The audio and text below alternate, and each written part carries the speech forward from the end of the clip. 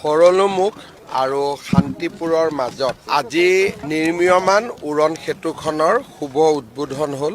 এই উৰণ সেতুখনে শান্তিপুৰ আৰু ভৰলুমুখৰ যিটো মাজত ৰেল ক্ৰছিং আছিলে আৰু গুৱাহাটী ৰেলৱে ষ্টেচনৰ কাষত এই ৰেল ক্ৰছিংটো থকা কাৰণে বহু ৰেল পাৰ হৈ যায়। শিক্ষাৰ্থী, এম্বুলেন্স আদিও সময়মতে পাৰ হ'ব নোৱাৰিছিলে। ৰাজ্য চৰকাৰে ৯৯ কোটি টকা খৰচ কৰি এই উৰণীয়া সেতুখন নিৰ্মাণ কৰি সম্পূৰ্ণ কৰে আৰু এই উৰণীয়া সেতুখন আমি প্ৰাক্তন কেন্দ্ৰীয় মন্ত্ৰী আৰু অসমৰ সাংসদ দীনেশ গোস্বামী ডাঙৰীয়াৰ নামত উৎসৰ্গা কৰিছোঁ। ইয়াতে শান্তিপুৰৰ পৰা 2 লেন হ'ব, ভৰলুমুখলৈকে নামি যোৱা ৰাস্তাটো 1 লেন হ'ব।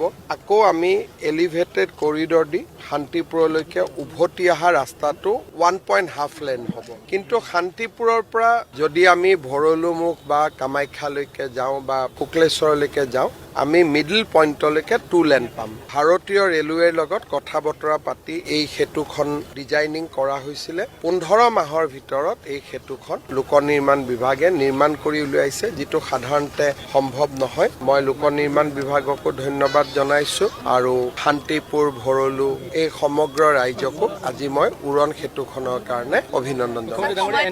বহুত আগত 24 মাহৰ সময় আছিলে, 15 মাহতে ইয়াৰ নিৰ্মাণ শেষ হৈ যায়। এতিয়া যিহেতু স্কুলো হৈ গ'ল, এই গোটেই প্ৰজেক্টখিনি কমপ্লিট হৈ গ'ল, নেক্সট সোণাৰাম ফিল্ডখনৰ ওপৰত আমি চকু দিম।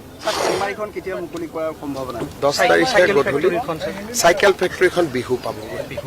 কিন্তু যদি ইলেকশ্যনো চলি থাকে আমি মিটিং নকৰোঁ, খুলি দিম যাতে ৰাইজে বিহুৰ সময়ত তাক ব্যৱহাৰ কৰিব পাৰে। মডেল কোড অফ কণ্ডাক্ট হ'লেও মিটিং নকৰাকৈ খুলি দিয়াত কোনো আপত্তি নাথাকে। গতিকে আমি ডিপাৰ্টমেণ্টত সিদ্ধান্ত লৈছোঁ, যদি নিৰ্মাণ সম্পূৰ্ণ হৈ যায় আমি মিটিঙৰ কাৰণে অপেক্ষা নকৰোঁ, ৰাইজক খুলি দিম যাতে বিহুৰ বতৰটোত ৰাইজে ট্ৰেফিক জামৰ পৰা মুক্তি পাব পাৰে।